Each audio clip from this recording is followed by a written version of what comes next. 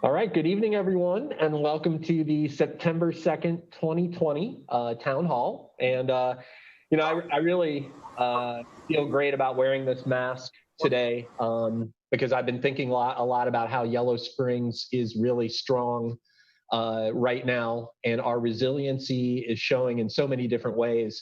And so we're going to talk a lot tonight about resources that many of you are aware of, some new things that are coming forward, and we're very excited to be seeing how our community can come together to support everyone. And I want to give some special thanks to the Community Foundation for continuing to find ways to support our community members, our businesses, and all the other folks in town. And also the village team for keeping services going and for keeping the public safe. Been a lot of hard work that's been done, and I think it's important that we all thank the folks that are on the front line that are keeping us going. And with that, I'm going to come back and talk a little bit about some other exciting things, but I do want to recognize that one of the things that's been on a lot of our minds is that we still have to remember to do fun things. And that's why, we specifically talk about physical distancing as opposed to social distancing. Because right now, we need to find ways to be social, but in a safe way. And a really cool thing that's happening this Saturday, the 5th, is that Mojo Power is going to be doing some funk music around town.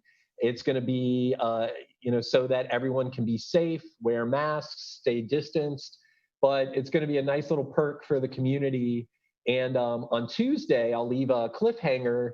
We're going to be talking about another initiative that we think will be a great community asset that Josue will introduce at the council meeting then. So I am going to have Josue come on, give us a little bit of context about where we're at, and talk a little bit about some of the resources that are under his purview. Josue. Brian, thank you so much for hosting the meeting tonight or kicking us off. Before I get to the number of cases in the county and the state, I want to provide an update on a statement that we released earlier in the week about the John Bryant Center. As many of you know, we had 5 individuals tested. 4 of them were in close contact with an employee that tested positive for COVID and is exhibiting mild symptoms. So we took immediate action to limit access to the building and do contact tracing and have 4 individuals that came in contact with that employee tested, and a 5th one that was showing some symptoms. We had them tested as well. I'm relieved to report that the 4 individuals that came in close contact with the COVID positive case have tested negative for COVID-19.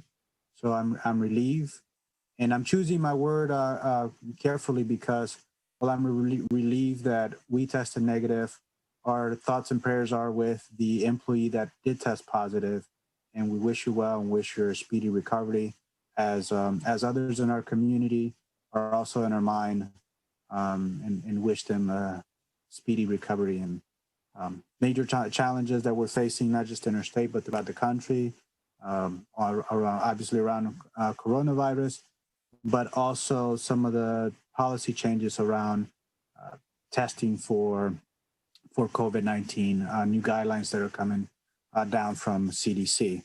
I hope that we can cover that in greater detail, and that the newspaper will run something on it, but I think it's something to be mindful of. And it's probably more than ever important for us to tighten up our own basic protective measures.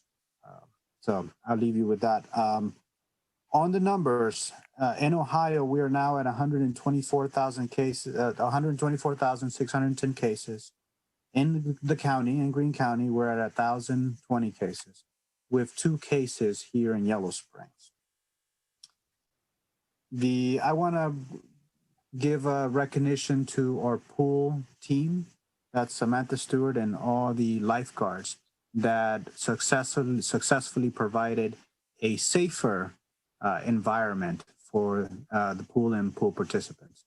I don't think that we would have been able to do that incredible work that was done without the leadership of Samantha and the commitment of all the young people that work at the pool and also our community.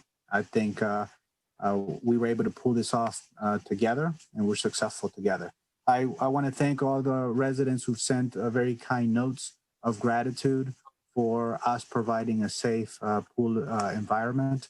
I'm glad that you were able to enjoy all the amenities and the benefits of the pool. I feel very grateful for that because it was a challenge for us getting this started because it was easy to close the pool. We were so uncertain about the coronavirus. We were so uncertain whether the county would even let us open the pool, and we were creative.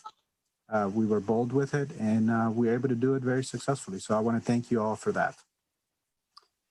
Last week, I mentioned the possibility of the youth center opening as a learning center, and I had hoped to provide details to you here. We are still working through the details of what that will look like, and I hope to be able to provide more information at the upcoming council meeting on Tuesday. That's next Tuesday. Remember, Monday's a holiday, so it shifts to a Tuesday meeting, and then our town hall on Wednesday. So we'll have more updates on that. But we are committed to providing a safe, welcoming environment for all of our vulnerable school children that really need this service. So we'll provide more updates next week. Thank you, Brian. Thank you, Josue. And I do want to emphasize that, some of these initiatives like supporting our local youth after school is some of the things that we're able to look at doing with the CARES Act dollars that are designed to invest back in the community and support everyone that is part of our village. So I really appreciate those initiatives, and we're going to keep those resources flowing. With that, I'd love to have Chief Colin Altman hop on the mic next and give us a little bit more on context with these COVID times. Thank you very much, Mr. President. Miami Township Fire Chief Colin Altman coming to you live from the Grand Imperial Salon on the beautiful motor vessel Pacific Princess, the USS Pacific Princess. I'm here this evening with noted maritime enthusiasts Angela Merkel, Wayne Newton, Dino Pallotta, who knew, Ryan Lochte, and of course, WISO's General Manager, Luke Dennis. We are here this evening celebrating, I think it's the 53rd month of the COVID crisis as it's going on. One of the things, Josue was talking about the state numbers, Ohio's numbers, we increased by 1,157 cases in the last 24 hours. Prior to that, we had the highest increase since July. So what's driving this? Well, it's the University of Dayton. No, I'm not going to blame it all on them. But we're seeing, and not we here at the Ponds Institute, what the health experts are seeing is, how do I sum this up? Most of the transmissions coming from stupidity. Yep, there it is. I said it. These are backyard barbecues. These are getting together with 700 of your closest motorcycle friends without any masks on. These are going to church without any masks or protection on. So as we've all been saying, and we've been doing here, wear your mask. Socially or physically distance. Follow the rules. It is pretty safe at this point to go out in public as long as you are wearing your mask and you keep distant from people. You're pretty safe in the big stores now because they're enforcing it like maniacs. So follow the rules. Keep doing it. We're getting into the fall. The flu's going to be coming. The flu's coming. CDC is now telling everyone to get ready for a late October rollout of some mystery vaccine for COVID. So let's hope that actually works out. The state of Ohio is getting ready to get paramedics from the fire departments to help with immunization clinics on both the flu and the COVID side. So watch out, because I could be immunizing you, Josue. I'm coming for you. So get ready for that. Please, please, please get your flu shots this season. They're already available. Go out and get it. I don't want to hear any excuses. Go get it. When the COVID vaccine comes out, we're not using that weird Russian one that you don't hear about anymore. Wonder why. It's going to be a real one. So please get that too. It's going to be important. We have to get out of this. I don't think any of us can handle any more time under this COVID thing. Having said that, I do want to say here in Ohio, we're pretty lucky. My sister lives in Manhattan in New York City, and they still only have outdoor dining. She works in the entertainment industry. She hasn't been working in months. So things, we think they're bad here. Could be a heck of a lot worse. So follow the rules, be good, and we'll get through this together because we are Yellow Springers and Miami Townshipians. And I don't want to forget the Cliftonians. They're important too. You may have noticed that we're building a fire station, a new fire station, and the trustees are coming with us down there on Xenia Avenue across from Friends Care Center, and we're very excited. We're hoping for a mid to late October opening. Things are going really well. We're excited. The station, you may have noticed, is bigger than where we are currently. We're going from about 6,600 square feet to about 17,000 square feet. We're going from the dark ages into a modern fire station that will have things like crazy things like LED lights and individual bedrooms for the guys and gals so they don't have to sleep in the same room together. So we're very excited. A couple of really cool features. Like I said, LED lighting throughout the thing. We're going to have a UV and filtering system for the air, for HVAC. So, future horrible viri won't come and get us. And we're really excited about the food court. We've got a Chick-fil-A lined up so far, a Panda Express, and of course, a Sbarro, because where else do you find a Sbarro beside a food court? So it's very excited. New lunch options. Sorry, Karen, I didn't tell you about it any sooner, but get ready. It'll be exciting. Last but not least, it's September. And what does that mean? In my line of work, it means it's National Preparedness Month. Now, you're probably wondering, Chief, what else do we have to prepare for? We got the COVID. We got all this crazy stuff. Apparently now our biggest enemy is soup cans. If you watch that craziness today, they're carrying sacks of soup cans and throwing it at people. So prepare your family for disasters. That's the theme. So ready.gov, very helpful site that has information on how you can prepare a kit and a plan for your home and your family to what to do in the event of an emergency. You can visit mtfr.org, which is our website, which is horrifically and terribly out of date. We promise that next year that's going to get redone. But at least if you get to the homepage, you'll see a link to take you to the Emergency Preparedness Guide. And this is for residents and anyone else. And it details step by step for different kinds of disasters.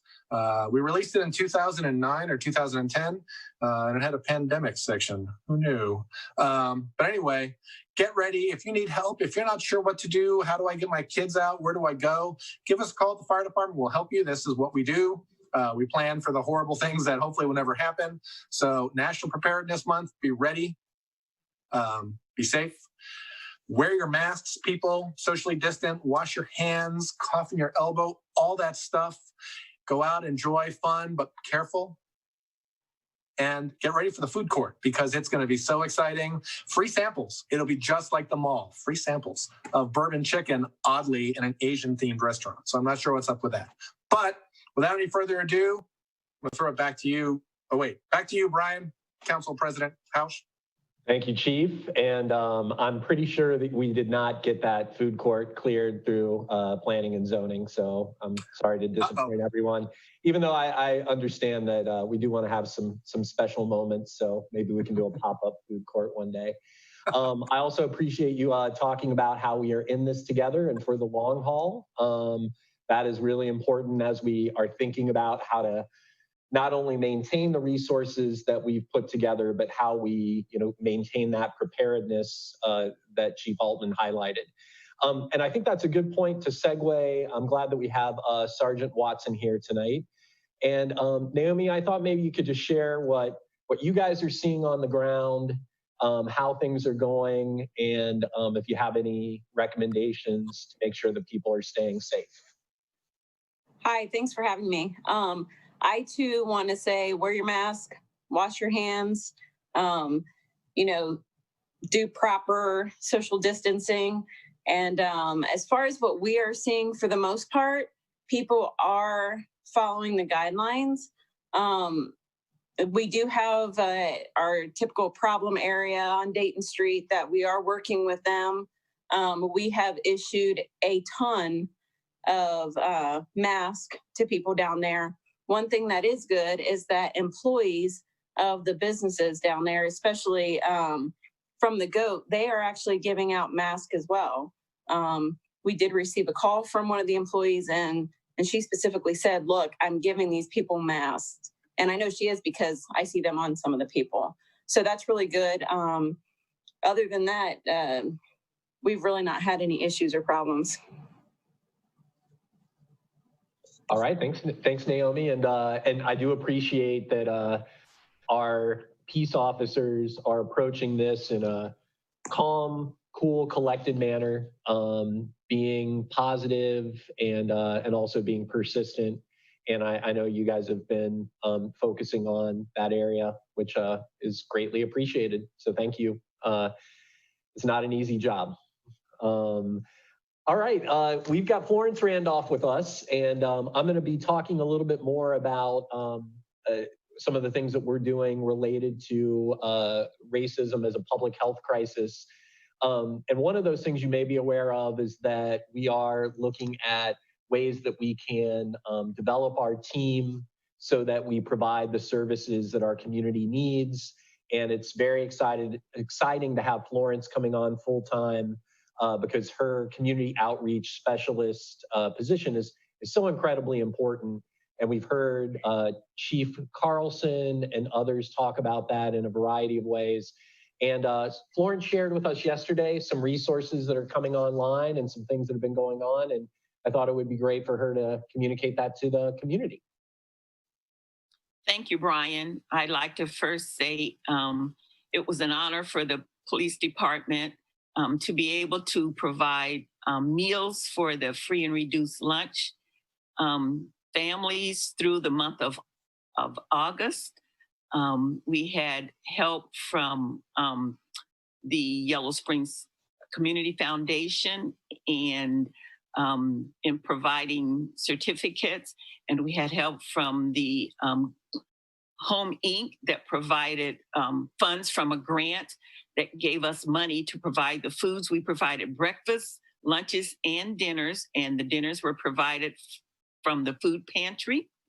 And it was just a wonderful opportunity. And the families were so appreciative. We allowed them to pick up at times that were convenient for them, and which they weren't able to do when the lunches were through the school system. And it's sad that we only serviced 12 families when we had a total of over 100 families that are on free and reduced lunch. But we did what we could, and hopefully, we'll be able to do more in the future. The other thing that I'm happy to announce is that we had a donor to donate some food to that those activities, and we also had that same donor to donate headsets and a total of 35, a total of 50, 35 for the elementary age students and 15 for the middle school and adults with headsets with microphones so that the children could have them to do their schoolwork, especially those with special needs that would help them to focus. And we thank Stephen Lynn and his organization for providing those for us. And we also wanted to thank the Yellow Springs Community Foundation, and Melissa had and a service to provide 35 headphones the beginning of the school year because there were students that just didn't have the headsets. So we have headsets now that so that all the students who need them can have them. And if there's someone who is in need, please let us know and we can get those for you. The other thing is, I don't know how much I need to share about the Learning Center. I'll let Josue talk about that. But We will be continuing to provide services for the students and on a limited basis. We do have some tutoring opportunities that we provided last year, and we do have one of the retired professors who will be leading the math tutoring. So if there anyone who has a specialty who could read with the students or do any of those activities to help them keep up with their schoolwork, we ask you to let us know at the police department or the utility department with Sam over the recreation. Let's see, I don't know what I'm missing. Am I missing anything that you want me to share? Did you talk about the money for rent? Oh, yes, that's the last thing. So we had, through a grant from the Community Foundation, we initially had $10,000 that was money to be earmarked for help with rent and house payments for individuals and for any businesses that were in trouble of not being able to pay their rent.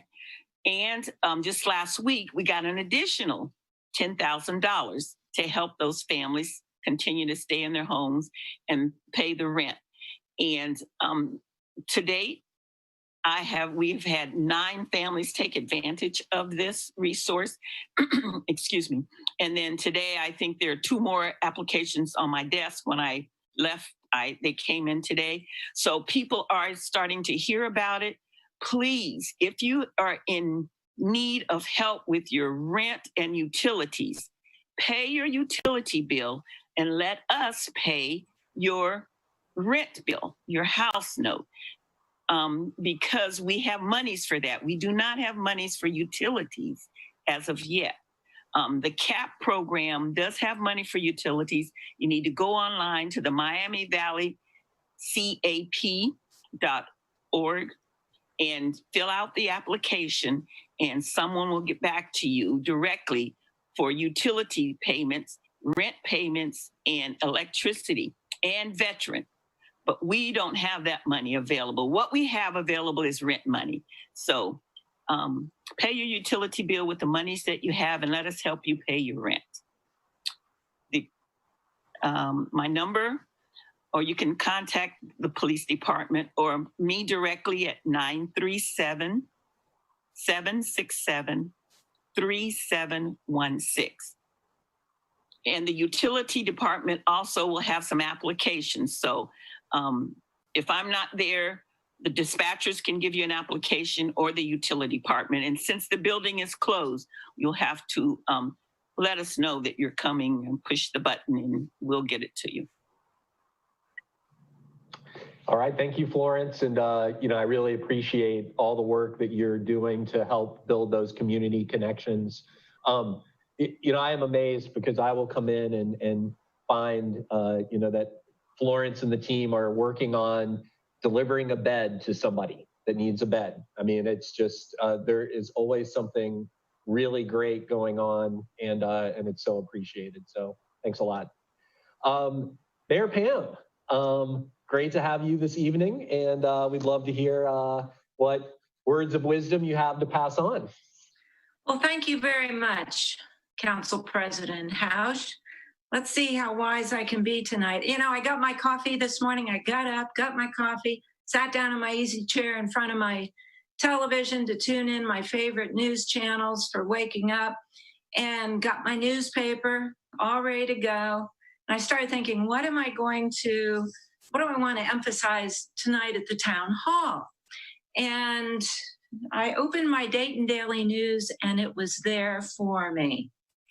As I looked at the Dayton Daily News, Governor DeWine had sent me a message, and the message was that he was urging caution over the Labor Day break. And I thought, well, that makes sense, but why? And as I started to read, in the weeks after the 4th of July and Memorial Day, we had spikes of 1,500 cases a day for a state average. That was really spikes after holidays. So he was giving us a warning about the coming weekend to make sure that you take the precautions that our Fire Chief Altman talked about earlier. So I thought, well, I want to mention this to the population so that we're reminded. And then, just like another magic sign from the universe, who came on the television but Dr. Anthony Fauci, our favorite. And what he said was, we can end this if we do some basic things. And then what he said, he gave us the list of 6 things, which you have heard over and over, and I'm going to read again because this is by design. We need to hear these things. What did he say? Wear your mask, wash your hands, physical distance, outside is always better than inside, avoid crowded spaces, and stay away from bars and grand salons. So needless to say, when I heard that, I wanted to be sure and relay that message to our fire chief to be very careful when you're in the grand salon. But I felt that this was worth reminding everyone that if you go to family or neighborhood gatherings this weekend, by golly, wear your mask, maintain that distance, stay outside, and do those things that we've been emphasizing all along. Our village leaders are right. We've been able to maintain an extremely healthy village for a lot of reasons, and we want to continue that. Second message. On Monday, I received this in the mail from our Secretary of State, Mr. LaRose, of the famous pizza family. He actually thinks he's related somewhere to the LaRoses. And inside was an absentee ballot application. Everyone, I didn't send specially for this, everyone should be getting one of these. I talked to a couple other people and theirs either arrived Monday or Tuesday. So perhaps you got one as well. On the back of this is your actual application for an absentee ballot. Remember, you have to apply to get your ballot that you then have to send back. Some of you have already done that. For those of you that haven't, check the mail for this baby because it will be very helpful to you. It also reminds you that there are different ways to vote this year. We're going to have 4, and it's time to start reminding everyone, 4 weeks of early in-person voting this year, a whole month ahead at Ledbetter Road at the Board of Elections. Easy, secure absentee voting by mail, and also safe and convenient in-person voting on election day. But boy, I don't know, even though we're in Yellow Springs, I don't know if I'd want to bet on that. So I'm leaning toward going early and just going to Ledbetter, getting it done, making sure it's there, making sure it's early. Announcement 3 has to do with what's behind me. A reminder that the census is still going on. In checking some stats today, in Ohio, let me start with the nation as a whole. Our national average rate of return for the census, we've got it at 84.1% done, completed, our national rate of return. Ohio, we're a couple of points better, 86.3. And in Yellow Springs, we are currently self-reporting at 77.8. I don't know that we've had door knockers going around yet. I could not find that statistic, but those folks are starting to go around as well. In fact, last night I talked to a friend of mine who's been going in the country around Yellow Springs and out in the township, knocking on doors for the census. So that is definitely happening. It's supposed to go on through October, but it was recently cut off to the end of September. So you have another chance. If you have not turned in your census yet and you're hearing my voice, you can go online, census2020.gov, G-O-V, and you can make yourself counted. It's very important for the way a lot of budgeted monies are spent in our county, in our state, and certainly in Yellow Springs. Those are my 3 announcements. Brian, thank you very much. You and Josue, back to you. All right, thank you so much, Mayor Pam Kanine. And I wanted to also put out some anticipation for the debut of our video on how to make sure that your vote is counted, that we are working on behind the scenes and hope to show next Wednesday. So Mayor Pam, thank you for that. I want to just say a few words, and then I know we have a couple questions that we'll get to as well. And that is related to, many of you know, on June 15th, 2020, Yellow Springs was, I think, there may have been another municipality on the same date as us that passed a resolution recognizing that racism is a public health crisis. And we have been very intentional and focused on how we address this. And it does relate a lot to what we've seen in the COVID pandemic crisis period, which is that people of color are disproportionately impacted by the negative impacts that we're seeing in terms of health and food and housing insecurity and also a variety of other things. You may know that we have formalized what is the Justice System Collaborative Committee, which is meeting the Tuesday before each council meeting. And that group is reviewing and vetting proposals that will then become recommendations to council as we continue to take meaningful action that is anti-racism. These are public meetings, and we are welcoming all participation and support of this activity. We realize that it's very important to be doing all the kinds of things that we are at this time and recognizing how important it is in all the systems that we deal with to think about institutional racism. So more to come. We'll continue to talk about this at every council meeting as well. And I will segue into a couple questions. So I think Colin stepped away. So, oh, there's Colin. All right. Colin, there were two questions for you. One is, are the firefighters, EMTs doing any kind of regular testing? No, not currently. We are working on a plan with our medical director and with public health to begin a random testing process for all our staff, just to assure that everyone's okay through testing. One of the big problems, of course, with this is the delay in test results sometimes. But we're working on that. We do have self-screening that everyone does at the beginning of their shift with temperature and questionnaires.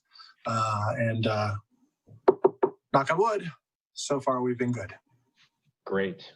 And then also, Kate Hamilton asked if you could share the links to the preparedness documents on your Facebook page. Certainly. Awesome. Certainly. Yeah, we'll put that up on Facebook, but I think it is. But if not, I will double check, but I think it's already up there. Okay, great. Josue, I saw a question from Eric Clark, and I don't know if he missed the beginning of the meeting, but do you want to go ahead and clarify again where we're at with the testing that was done of village employees? Yes, happy to. As you may know, Eric and others in the community, that we put out an announcement that we had 4 close contacts with 1 employee that has tested positive. I'm relieved to report that the 4 close contacts have all tested negative.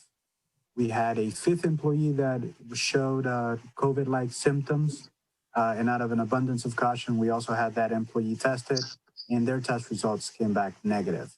So that's a total of 6 employees, 5 are negative, and 1 is positive and is really experiencing symptoms, and we're rooting for them and wish them to continue to recover as they have been. Okay, thanks, Josue.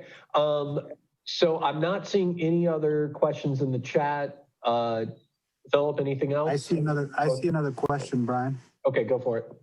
There was a question about the John Bryant Center. Out of an abundance of caution, we decided to limit the access to the John Bryant Center so that we could do contact tracing and make sure that we were dotting all the I's and crossing all the T's. We wanted to go above and beyond the recommendation. So we limited access If there are businesses that are interested in picking up hand sanitizers, which is the question that Eric posed, can businesses still pick up hand sanitizer? Yes, but we would like you to call ahead so that we can see you by appointment. We continue to provide hand sanitizer bottles as we do with, continue to provide continue our services as a COVID response. That includes the hand sanitizer stations that are being refilled on a regular basis. So short answer is yes, just we ask that you call ahead so that we are prepared to receive you. Okay.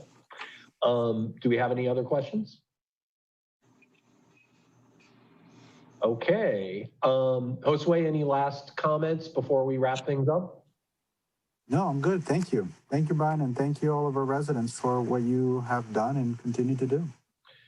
Yes, very appreciate all the folks that were able to join the meeting tonight, and we are going to stay Yellow Springs strong. And there are lots of important things and exciting things that we're going to be talking about over the next couple weeks. So stay tuned.